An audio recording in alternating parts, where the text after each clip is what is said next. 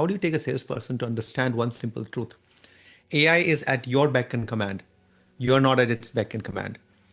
AI is not going to take your job. It is someone using AI better than you who will take your job.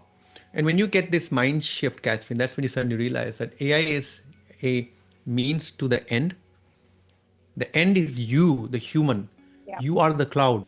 And may you prosper and may you throw water on the barren land and keep doing what you need to do. Hello, everyone, and welcome again to Leaders Uncut. So great to have you here today. So today we are going to be talking about selling with AI and humanity. And it is from artificial to augmented intelligence. And really, no one understands that balance better than my guest today. And his name is Deepak Bhootra, and he's a global sales leader. He's a strategist and coach, and he's helped many organizations combine data, empathy, and technology to create truly human-centered growth. Well, hello, Deepak. So great to have you here with us today. Welcome. Thank you for having me, Catherine. My pleasure to be here. And I've always said to people, if you want to see me blush, just do what you just did. Now I'm blushing. Yes, ladies and gentlemen, it's just one person she was talking about, and that's me at your service, Deepak. Oh, wow, wonderful. So, Deepak, you've been leading teams through incredible transformation, right? When you describe the shift from artificial intelligence to augmented intelligence, what does that really mean for sales and leadership today? So here's what's happening in my mind, Catherine, right? We talk about AI. Every time we talk about AI, people get fascinated by this word artificial. And here's the fun part. For me, there's nothing artificial in artificial intelligence. It is actually human beings' output. That was then a system was trained on that, right? So if you're calling that artificial, I get the point. The intelligence is artificial, but the reality is that it's trained on real stuff. Sometimes it gives some output that makes you wonder, but let's read very artificial. I get that. Along the way, I actually realized that in sales in particular, in sales leadership, people were suddenly looking at AI as a threat. AI will replace humans. AI is going to, my argument is AI is going to release humans to actually do what they were supposed to do. You and I are not supposed to be sitting in front going through data crunching, Excel sheets and stuff. You and I are supposed to be having conversations, belly to belly selling, Catherine, right? The good old days, right? Mm-hmm.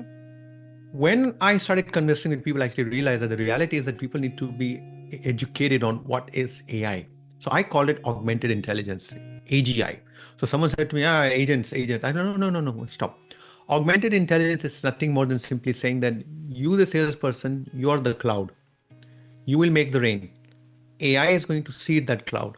And what is really interesting is that when I was looking at this, silver iodide is actually used to seed clouds. And silver iodide is AGI when you put the two elements together. So I said to myself, there's my definition of AGI, augmented intelligence. How do you take a salesperson to understand one simple truth? AI is at your beck and command. You're not at its beck and command. AI is not going to take your job. It is someone using AI better than you who will take your job. And when you get this mind shift, Catherine, that's when you suddenly realize that AI is a means to the end. The end is you, the human. Yeah. You are the cloud. And may you prosper and may you throw water on the barren land and keep doing what you need to do. So in the same way that we look at a calculator or a book or a training as something that enables you, for me, AI is a force multiplier. That's all it is. And when you take that mindset and you suddenly realize augmented intelligence is what you're after, how do I use AI to become smarter at what I do?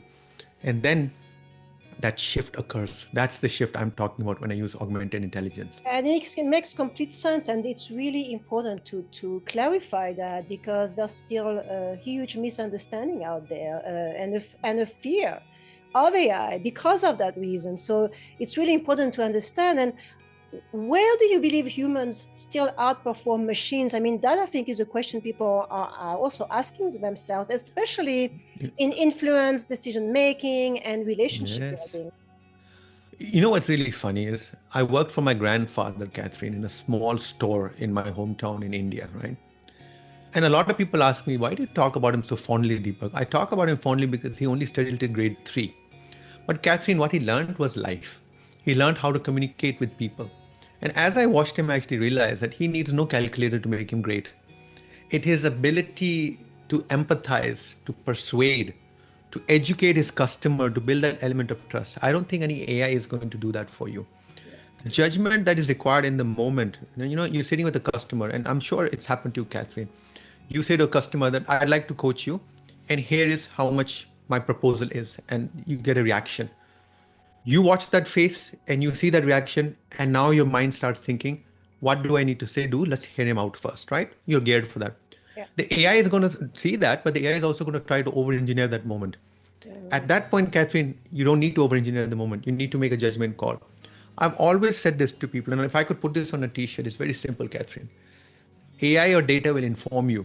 You will transform. And when you own that transformation capability with your customer, you need to earn the trust. AI will never earn trust. It is your actions as a salesperson that will earn trust. That's what I talk about outperforming machines, right? Look, no one pays me. And I learned this from Bill Gates he was on an interview and someone said to him, Bill, what is 33 raised to the power of 500 or something? And he just looked and said, what does that mean? The guy says, oh, you're supposed to be the smartest man on the planet. And he says, who says that? He says, I have 5,000 people that work for me and I have 500 calculators. I can get that answer there. That's not what the company pays me to do. And that's when I realized, what does AI do for you? AI is going to give you the differentiation in terms of being able to understand what's going on and see the bigger picture. But that act of persuasion remains with you. That's how I believe humans will always outperform the machines as long as you measure them on the right criteria. If you're going to measure them on mathematical accuracy or speed of calculation and thought, then you're doing something very, very, very fundamentally stupid and wrong. Yeah, I mean, that's true, though. I mean, I always say humans, you have to be extra human nowadays. And remember your humanity, right? I like that. Extra human. I think I should name my next company Extra Human. Oh, there we go. I like the sound of that. Actually, it's pretty exciting. Right. Let me quickly, can we take a break? I need to register a domain right now before it goes. Sure. Extra human. Be extra human, right? So anyway, but you're right. I love that approach and that perspective. It's important to have the right perspective because it will influence your outcomes. So Deepak, could you share a moment from you're a coach. So if you could share a moment from your coaching or your research where AI actually amplified and not replaced human capability. So I'm going to share it as follows. At the start of this year, I started noticing something very odd going on. I started getting a lot of outreach from my customers asking me to help them prepare for interviews. And I said, what's going on? And they said, tariffs, this confusion, all that, companies downsizing and all that. I'm like, okay. Then I actually went back to 8 of the best B2B sellers that I ever worked with. And I actually asked them, what are you guys sensing? And I got the feeling that they were a bit comfortable. And I said, what's up? And they said, you know what? I like this AI thing.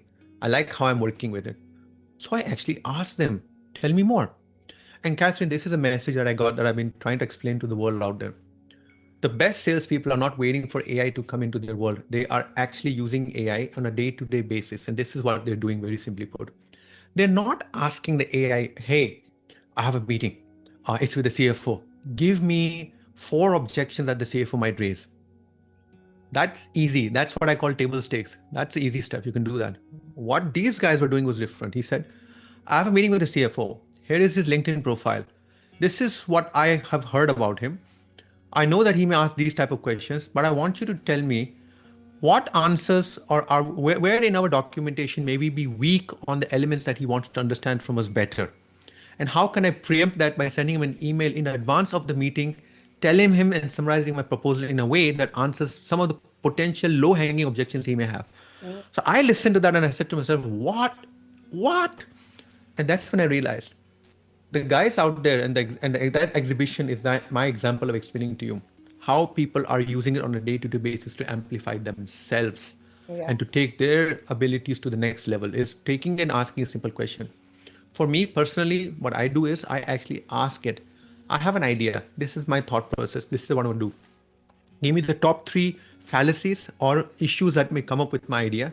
How could someone challenge me on this? Tell me how I can improve this argument. And that is what these sales guys are doing. What they are doing is they're saying, I have been in sales long enough.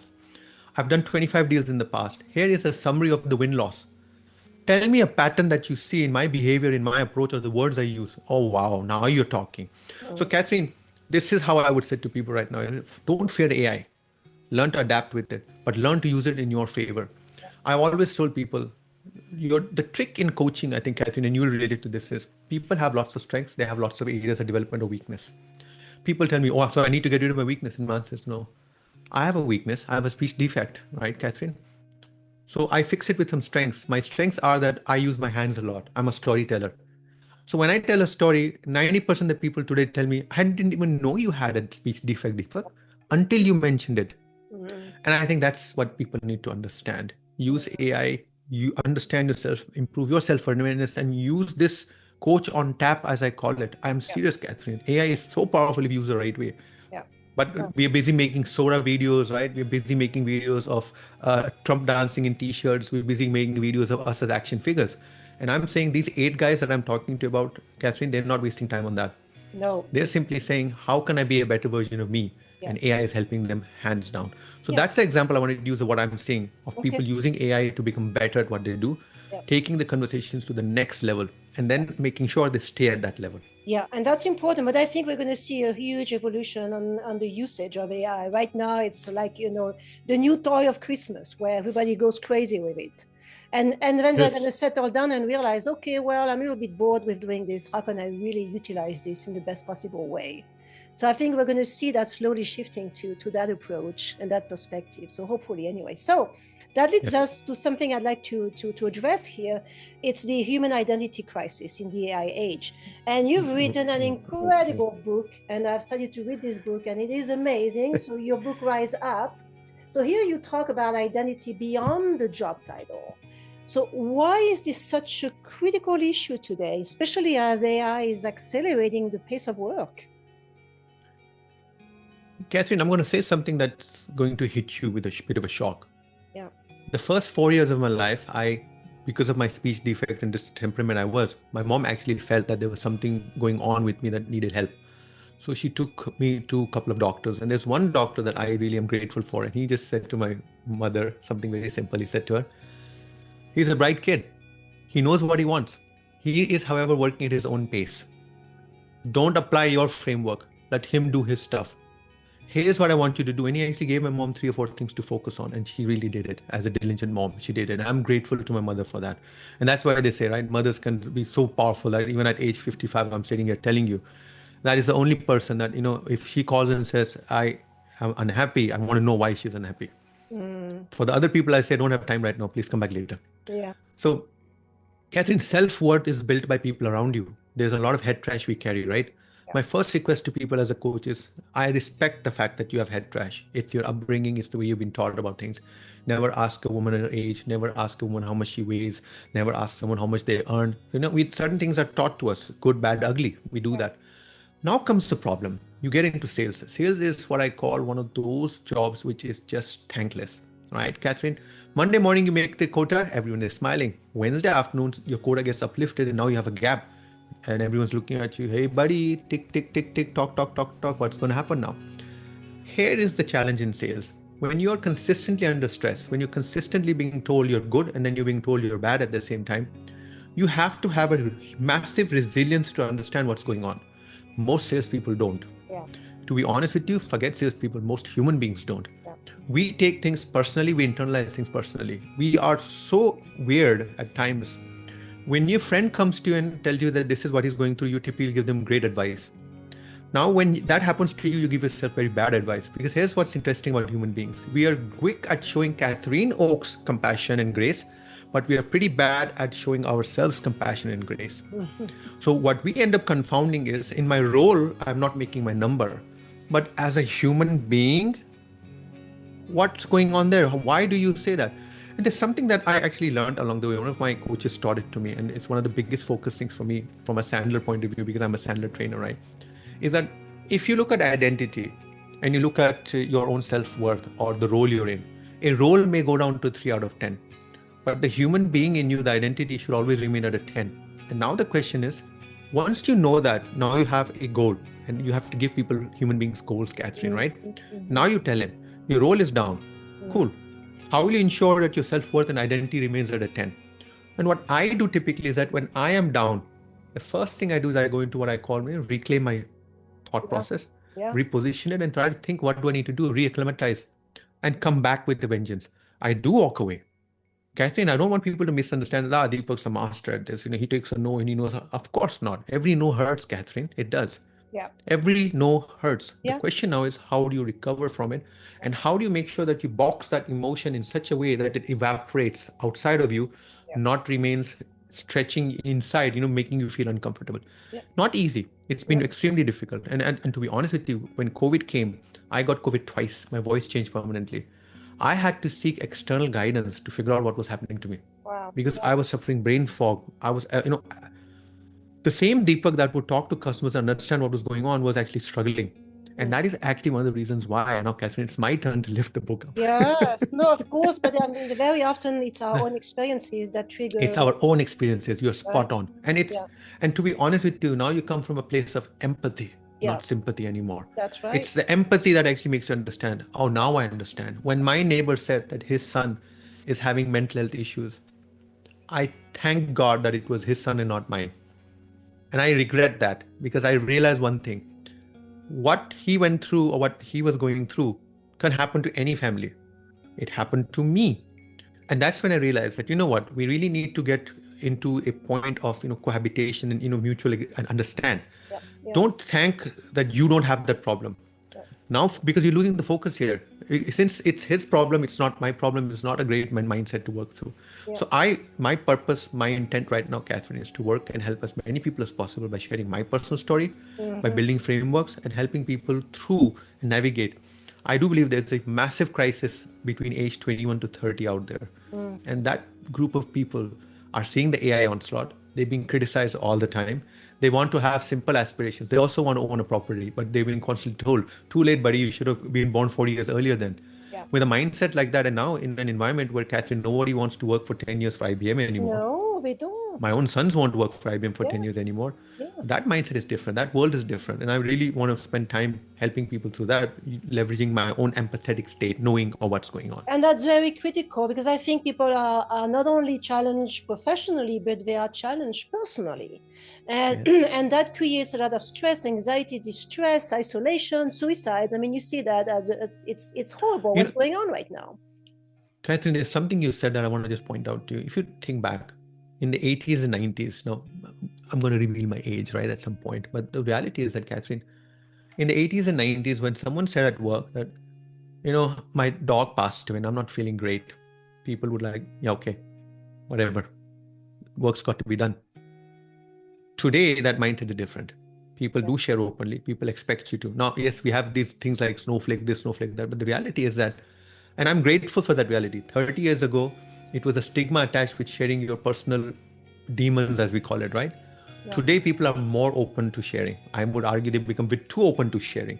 That journey itself shows you that there is profound change afoot. The new generations, the new next level of leadership is going to be asking for, demanding things very different from what we're used to. And I'm preparing people for that journey, that commitment coming forward. And that's really important because I think leaders and everything always trickles down from the top. I always say whatever happens in an organization, it always trickles down from the top. So Yep. leaders have to really balance intuition, emotional understanding, data when they're coaching their teams, right? So can you share maybe a story of a human insight, not a data point, but human insight that really shifted the performance of a team or of an individual? I'm going to talk about a real life situation, and this is still top of my mind. Yeah. I got a call from a customer that said to me that, hey, buddy, I need your help. I've got this guy who's been in my team for 3 years. I'm giving up. I just cannot understand him. He doesn't understand me. The problem, though, is that he's good at what he does, but he's not good at sales. I said, what does that mean? What does he do then? He says he runs the entire proposal factory of this organization, right, Catherine? And in that process, he talks to customers to understand and conform. He works with internal sales people. So I said, oh, so he's what is business development guy? Is he like a sales operation support person? He's a bit of both. And he's on a little bit of commission also. I'm like, wow.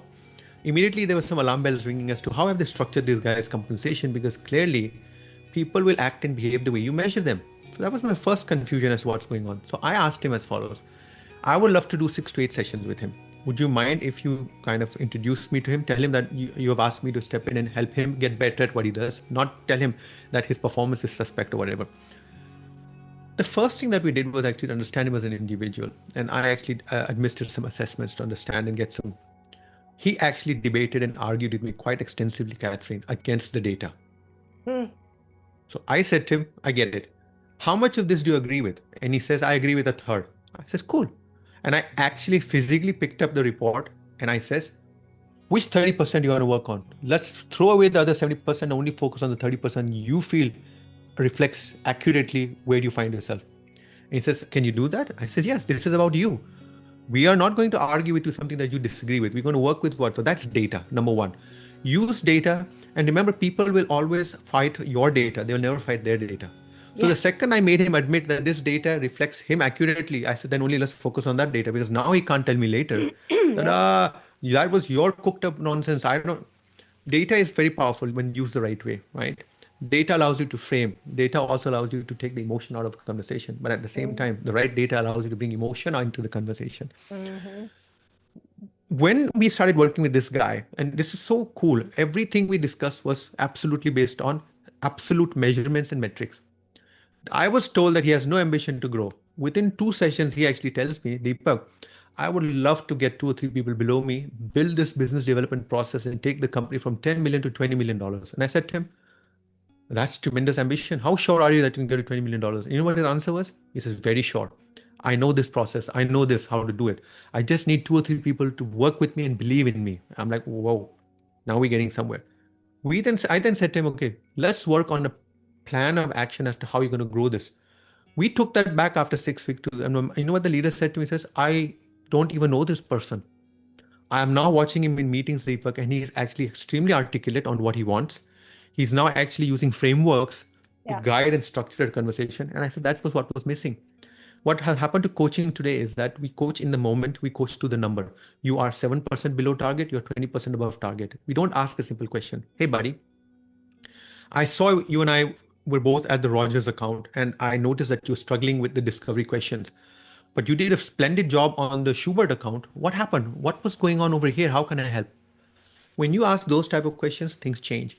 So now you've got data to support your subjective analysis, modify your subjective analysis to conform to the data, but then check that loop again and again. I got a call from that leader and he said to me, Deepak, I am going to give you a testimonial because this is the first time in my life where I've seen a good coaching structure based upon facts, figures, data can deliver such immense release of power to a person. The person ended up building his own unique, and you know what he says to me? He says, Deepak, you know why I'm so excited? Because I want to build out these playbooks, because as I grow, I'm sure they will need to replace me. And I want that person to get a manual on how to do my job. And I just said, 3 weeks back, 4 weeks back, the company was thinking getting rid of this guy. And now you have. So build from data, show people where they might be held up. But don't criticize people. Don't crucify people on data also. Don't make that mistake. And I've seen it over and over again where I see CEOs crucify some of their people and they get rid of them without giving them a chance to maybe reevaluate or reposition or think differently. And guess what? It comes from them, because if they don't change their mindset, nothing will change. Nothing. You know, the funny thing, Catherine, as you speak, is just think about, let's say that there's a team of 10 people, 10 salespeople, right? You and I know, Catherine, being in this game for a long time, that most likely the entire quota is being made by 3 people. Yeah. You know, the Pareto principle, 20% make 80% of the number. Yeah. Now the question comes, there must be then therefore another 2 or 3 at the bottom that are just in deep trouble. So now the question is this middle. And you know what sales leaders do? They coach the top, they jump up and down on the bottom, and they forget this middle. The middle is the ones that will give you the biggest ROI. The guy at the top is going to make his number anyways. What are you going to do? You're going to make someone who's already going to be rich now filthy rich. What does that do? But if you were to work on that middle 50%, coach, invest, guide, mathematically everyone rises. Yeah. And that is what blows my mind as to the simplicity of maths, numbers, data. We spoke about data, right? There's a data point right there. Right there. And I tell sales leaders, measure the type of questions you ask in the meeting. If your questions are always focused on outputs but not on inputs, what precisely were you doing at this point? How can I help? Or always that, how many deals do you have in a pipeline? What sales stage are they in? Catherine, that entire language is internal. It's not customer focused. The question should be, the deal that you're doing with the customer, what does the customer get out of it? And he says ABC. Okay, that tells you he's understood the customer's Yeah, yeah, requirements. If yeah. someone understands the customer's requirements, then it's a matter of positioning. And if you position well, you will get the deal. So this is also a strategic way to change the way you look at things. And I think that's where sales leadership is failing, because guess what? It's like the army. The senior guy puts his boot on my neck. Therefore, buddy, I'm going to put my boot on your neck. It's exactly what it is. But that I think is gonna have to change because people are evolving. They are People are evolving, evolving. I and they agree with have you. different expectations. They don't want to live being burnt out all the time. They want to have quality of life, and therefore leaders are going to have to adjust. So, Absolutely. I mean, you've done extensive work on burnout, Deepak, right? So how's the sales profession? And you just talked about this, but how is the sales profession uniquely vulnerable today? And how can AI ever reduce or increase burnout if it's not used thoughtfully? Because these are important questions to I answer. see. It's not. And this is what I tell salespeople. I want you to understand ambition is not evil. Ambition is powerful. Mm-hmm. Success is awesome.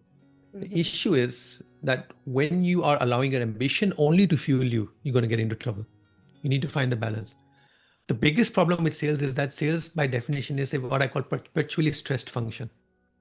Now, people tell me, and there's research on this, Catherine, that a certain amount of stress is good for the human system. The problem, though, is that there's no research that can tell me what is that. So the best way to explain this is that I was once asking my wife, how painful is childbirth? Because I'm a man, we're dumb, we don't know this stuff, right? And she said to me that, you know what, Deepak, it's pretty easy actually. We measure it in DOLS or dolls and something. And she mentioned that. And I said, yeah, what does that mean? She says, take your finger, push it back, push it back, push it back until it breaks. And I said, this was the look on my face, Catherine. I'm like, she says, yes. She says, that is at $8. Childbirth is at 10. Yeah. And I'm telling you one thing. When she said that to me, I just stood back for a second there.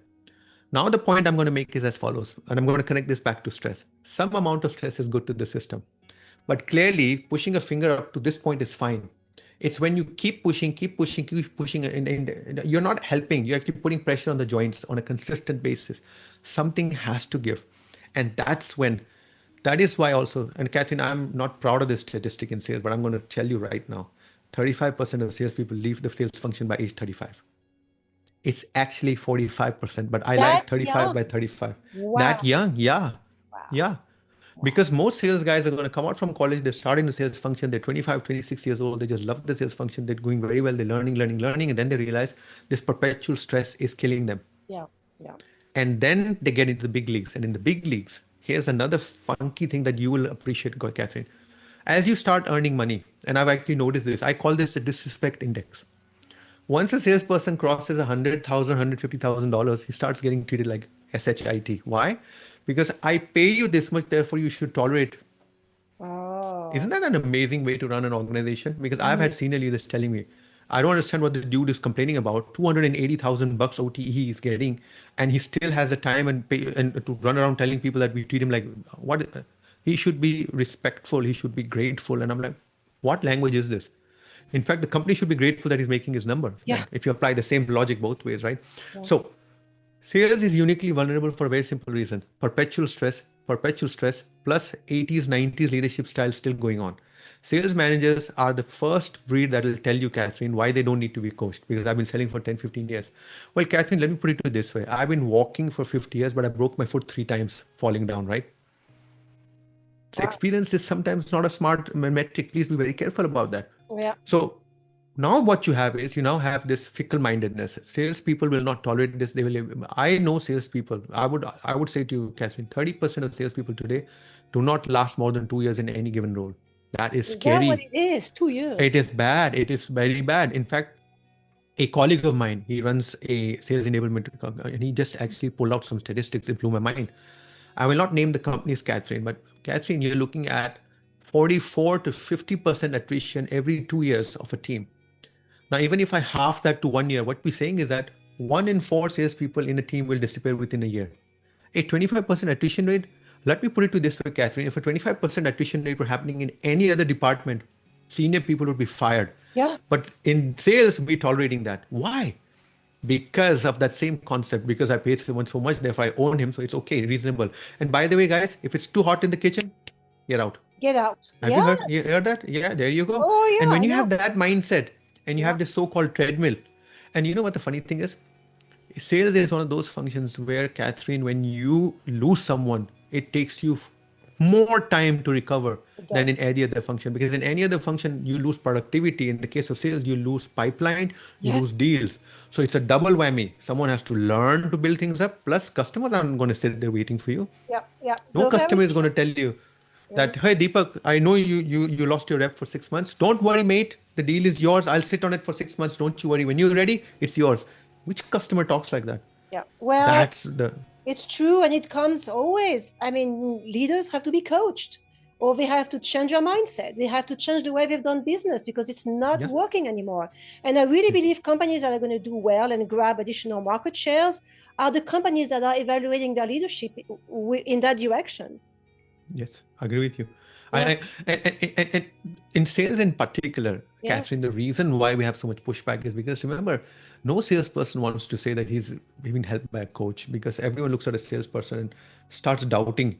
In sales, one of the reasons why AI and predictive analytics fails when it comes to pricing is because Mm, salespeople don't like systems to tell what the price should be. Because if a system starts winning on the price, then do you really need a salesperson anymore? yeah. Oh, and that's when the problem starts. Mm, Salespeople are so used to giving away discounts as the first point of giveaway that when you try to apply these gateways and giving them AI is pretty cool, as salespeople tell me, when you use it for emails, when you use it for LinkedIn DMs, because it's non-intrusive.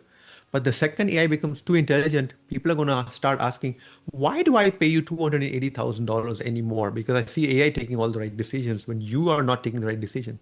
yeah. Oh, that's a true fear. And that's why those who use AI for greatness are the ones that will go from 280K to 380K. The That's rest are all going to leave the sales function, because sales will not, no one reduces your salary. They will just get rid of you. No one reduces your quota because yeah. it's binary. You're either in, you're out. Very true, but I think also those are going to be extra successful are those that will know how to use AI properly, Yeah, while yeah, at the yeah. same time remaining human and showing that humanity shine through, because that has to be the two has to have to work with one another. They have to be combined.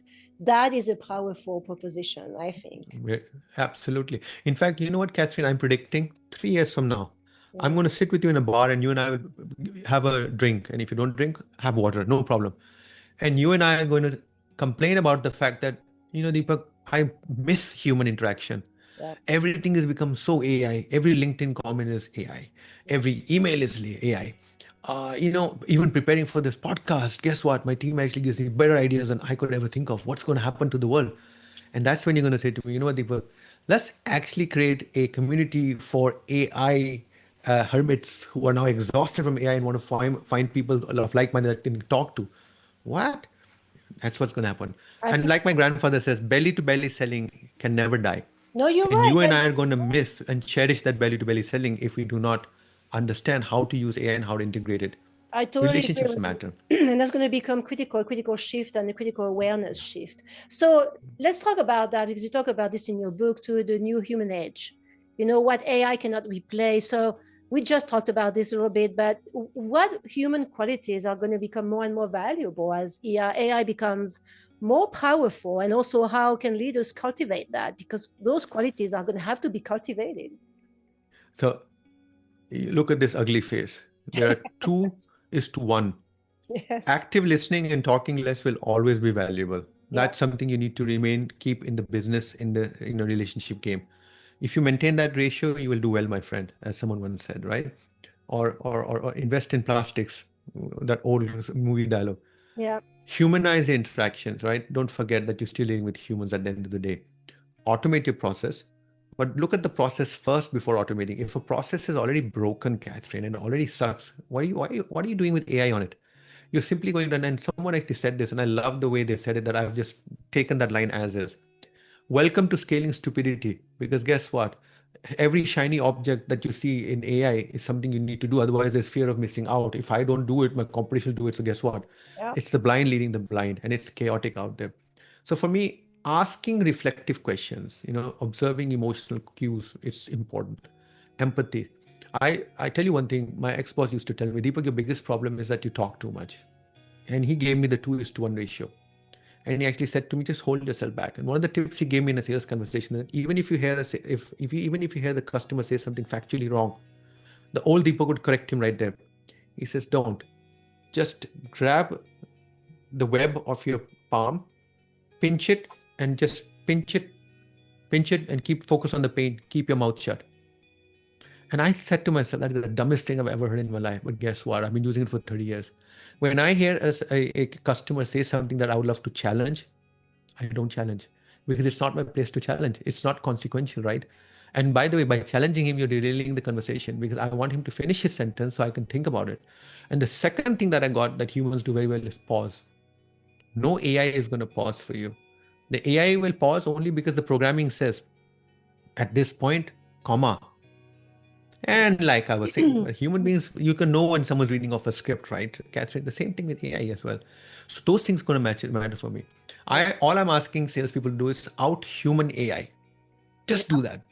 Yes. Out-human AI. I love and you're it. done. I love it. I have to write this down, and I'm going to write this down now, because otherwise I will forget, because it is out-human AI. That's it. Oh wait, Catherine, I need to register that domain also. Oh my God, you're such a muse. You're bringing the best out in me. Thank you, ma'am. You're welcome. All right. So I know, for the sake of time, let's talk a little bit more about your book here, because that's an important one, right? This book, Rise Up. I encourage everyone to, here we go, to check it out, and they can get it on Amazon as well, right? So what inspired you? I know I can imagine, but talk about this. What inspired you to write the book, and why did you feel it was the right moment, and what's the core message there? Lots of questions. My ex-boss is a Frenchman, and he once gave me a very simple message, Catherine. That is, that same elevator that brought you to the top, don't forget to send the button down. Just lean back in, press down, let it go back. Bring more people to the top. The more people that come to the top will motivate you to move further up as well. I was like, okay. What he was trying to say is that we have been very fortunate in our careers to do good, become something. And he says, now you have your opportunity to share back that knowledge with people. Now you can share it in a way where you help one person, two people. But as a coach, along the way, I actually realized that sometimes a message in a book or in an article or in a LinkedIn post can resonate with many people. Now, a lot of people actually think of this as, oh, this is the influencer culture, the right post, so 1,000 people read it. I'm like, guys, understand one thing. I like the clicks, but I assure you, 99% of the clicks don't translate to revenue. Yeah. So if I am going to think like an influencer, I'm going to die hungry, because that's not how LinkedIn works. Writing this book is simply a way to tell the world out there that, ladies and gentlemen, there's a better way to do it. And that's why when I said your career reclaim, means that it's your career, but we're going to reclaim the way you approach it. And we're going to do that by using a very simplistic framework that I call the RISEUP process, right? And the R there is very simple. Recognize. First thing is stop and ask yourself, what is going on? What am I doing? Does it make sense? Just recognize where you are. Now the next question is, once you've done this recognition, Catherine, just ask yourself, how do I interrupt this? How do I stop? Sometimes when you talking, the wife says, whoa, slow down, breathe. That's exactly what I'm saying. You've now recognized the situation, interrupt what you're doing, and start saying what is going on. Now start changing, and with that change, start doing what I call S, rise up, RIS. S is nothing more than just strengthen. Look at what you do well, do more of it.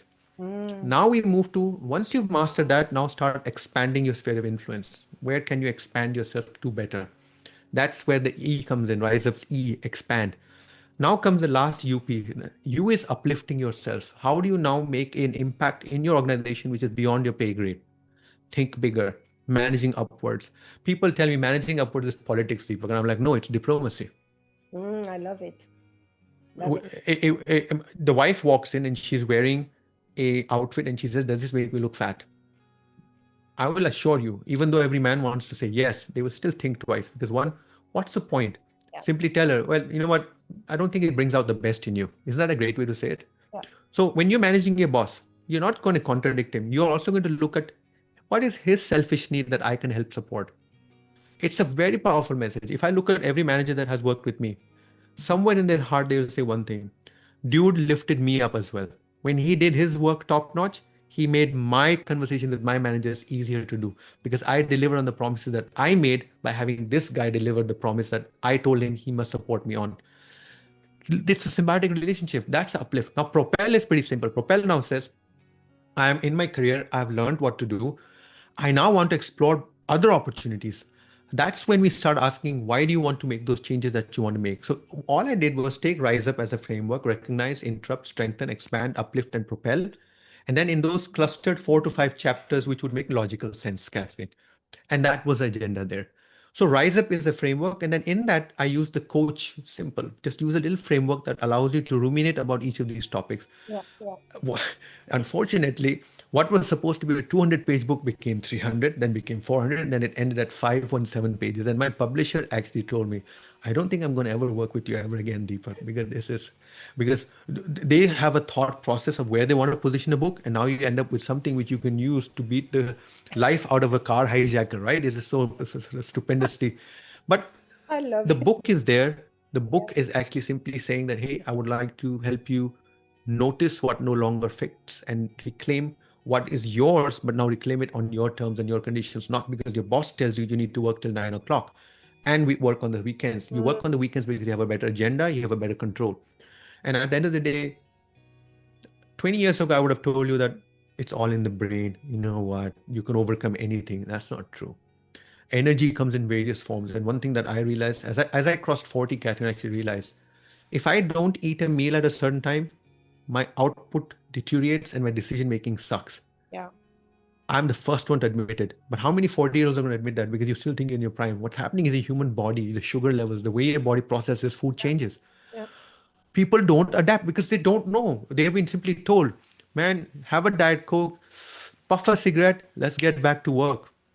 I know. And those are all cliches. Those are all cliches. That's not how you're going to live your life. Skipping meals. Oh, wow. I realized, and I don't skip meals anymore, Catherine, believe it or not. I was stunned by that. Not because I want to live longer and stuff, but because I actually realized it's fueling the best in me by getting me the best decisions. Yeah, you have to nourish your body in order I was to surprised. stay efficient, but it's also all about balance because It's I always balance. say It is balance. it's not a Absolutely. sprint, it's a marathon. You have to be efficient, operational, and successful for the Kaboom. long term. Kaboom. You're absolutely aligned with you on that one. And Yeah, that's what I try to tell people. The way you're operating, it's like we all going to die one day, Deepak. And sleep never killed anyone. And I'm like, yes, sleep kills all the time. Try driving a car after 2 days, and I will guarantee you will kill yourself by hitting a truck. yeah, Do you want to test that? Let's go. yeah. Come, let's make you not sleep for 2 days. I'm going to put you in a car. Tell me what happens to you.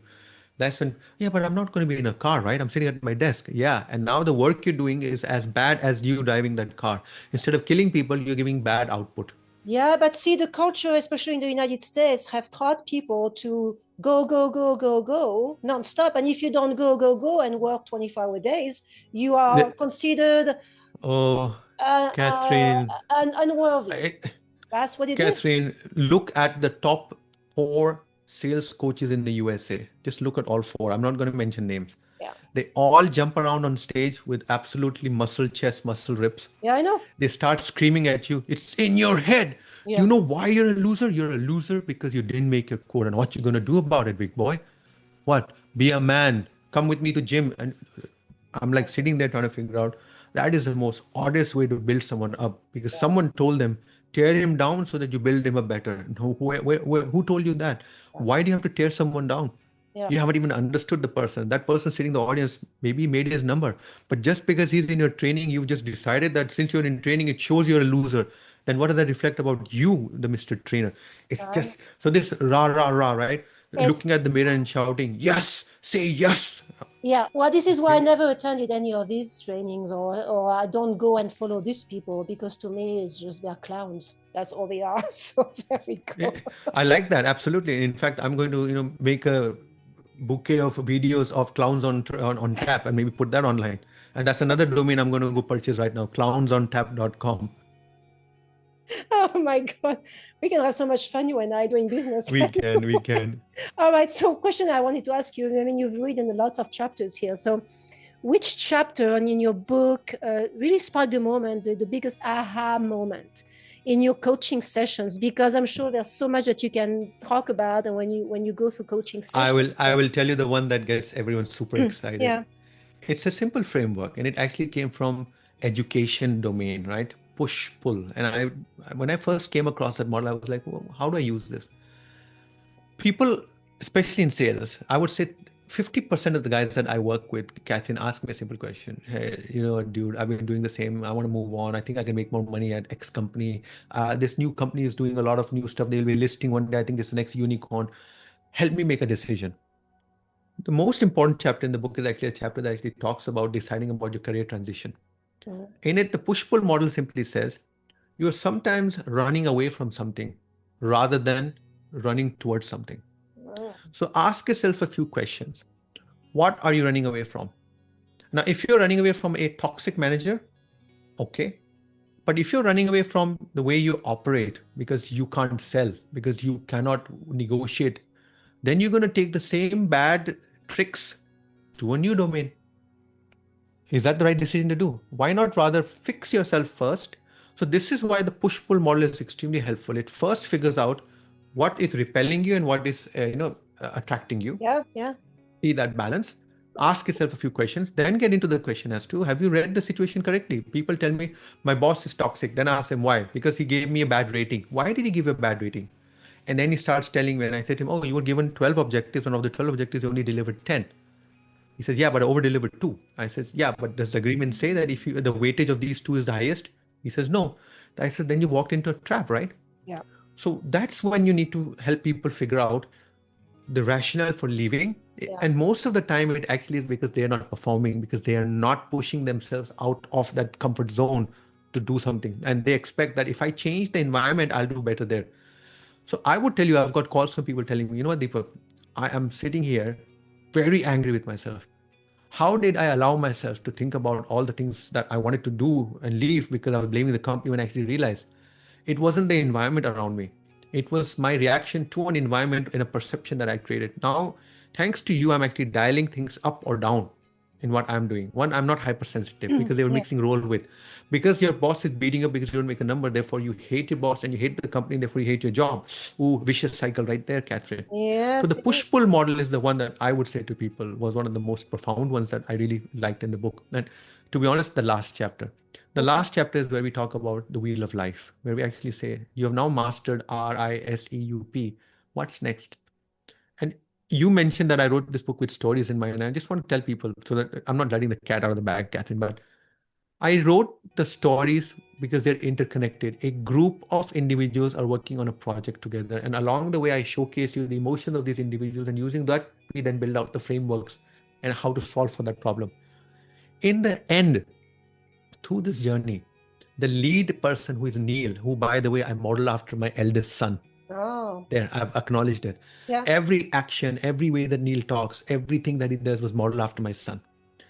And I, at the end, have Neil sitting and thinking about how he has transformed in this journey. And in the end, and I should not let this out of the bag, Catherine, but it's very important for you, he actually proposes to one of the ladies who has been extremely powerful as a coach for him internally and helping him see the light. And so my point was in this book to actually show you how, when you do things the right way, when you look at this circle of life, this wheel of life, and you look at balance, you start looking at things in a different way, to the point where you can actually make decisions around your personality and your relationships. So it's not just a career guidance book. What it actually says is that as you balance your living world and your work world, you actually become better across the board. You start things in a different light. Now, is it easy? It's not easy. It's not easy. That's why it ended up 517 pages, right? Because it's not easy trying to get a story and some frameworks out.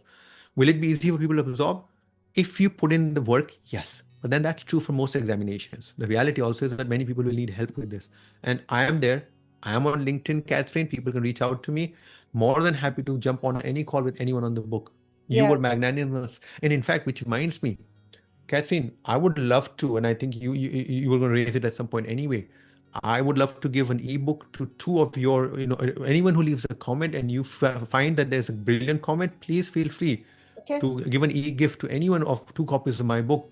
And if the comment is really, really awesome, I am happy to ship a hard copy to that individual as well. I leave that judgment to you, Catherine, but I'd love for your Perfect. audience to know that Perfect. 2 people are going to benefit from getting the book from me. That's wonderful. So we'll make sure to make it really obvious so that people understand the Thank value you, ma'am. there, because I mean, it's really helping me out. And I've read hundreds of books in my life, but this is a new perspective. It's a new approach. It feels like it's impossible to read because it's so big, but it's not. It's really easy to read. I mean, I read it at night before I go to bed, and although I'm tired, I mean, I want to keep going because it's I easy for appreciate that, it's really Catherine. easy to assimilate. It's down to earth. It speaks to our times and not using the principles that everybody's using that make no sense anymore nowadays. Catherine, I'll give you a secret that'll make you laugh there, but I have co-authors in this, right? And Yeah. I brought in my niece, my sister's daughter. She's a medical doctor. And she came in and said, well, the first thing she said that, don't bring too much science into this. And I said, but you're a science person, you're a medicine person. She says, I know that. But when I talk to my patients, I don't tell them about your left ventricle is not talking to your right ventricle and that your systolic is over your diastolic. I explain to them in simple terms. She says, take the science and put it into a small section, but the rest of the material needs to be written that a 21-year-old can understand. And I will help you with that. I'm like, oh, cool. My son then read the first chapters that I was writing, and he said to me, Dad, your tone is wrong.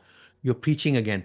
You are acting like that 55-year-old telling the world why my way or no the highway. And he says, no, you tell me that this book is for 21-year-olds. The 21-year-old is not going to relate to it.